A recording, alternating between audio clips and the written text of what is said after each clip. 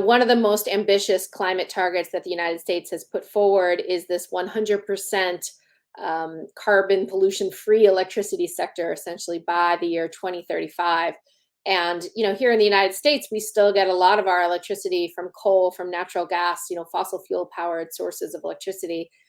Nuclear power, while it's a carbon-free source, is not something we're still building in terms of new plants here in the United States. All the new plants being built in the United States are essentially coming from renewable energy and natural gas plants. So, to get to a point where we have 100% carbon-free electricity sector, you're looking at rapidly scaling up the use of renewable energy, which right now is primarily wind power, solar energy, and wind includes onshore and offshore technologies. Solar includes not just solar photovoltaics, the solar panels that we all commonly see, but also what we call concentrated solar thermal power. This is a thermal power plant, works more like a coal plant, but powered by solar energy.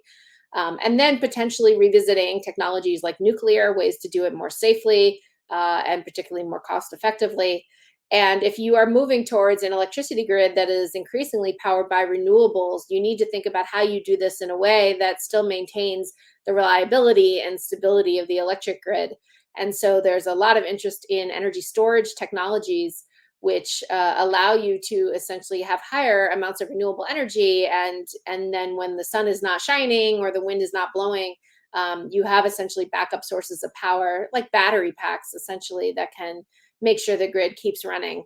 We have the ability now to get very high amounts of renewable energy on the grid. And if we have geographic variation in terms of, where you have solar panels, where you have wind turbines, you can actually get to a point where you have a lot of reliability because, the wind might be blowing in one part of the country and not another part of the country.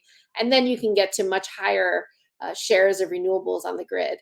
So this is going to be a real challenge, but this is something I think the United States is up for. And this really requires, careful transmission planning, careful grid planning, and careful, incentives about what type of new electricity sources we want to be putting on the grid in the next decade. To get to net zero, you would have to have a massive investment in renewable energy.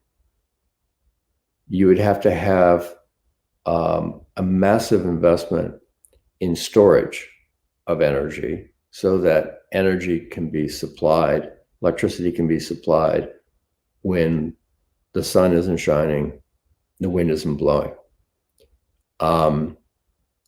That is not a trivial exercise. Getting small reductions, which is where we've been so far, is not so hard and has been pretty exciting. But as you push more and more to get bigger and bigger reductions in fossil fuel use using these alternative energies, you need to couple that with complementary investments in areas like storage and transmission, so that you can take the energy that's available in one part of the country. For example, there are certain parts of the country that are much better suited to solar energy, like the Southwest. There are other areas that are much more suited towards wind energy, some offshore areas, but also the middle part of the country, Texas up to the Dakotas, produce the energy there, but then it has to be distributed. And we need a new different kind of distribution system for achieving that. These are not the only approaches. There are others, and we need more.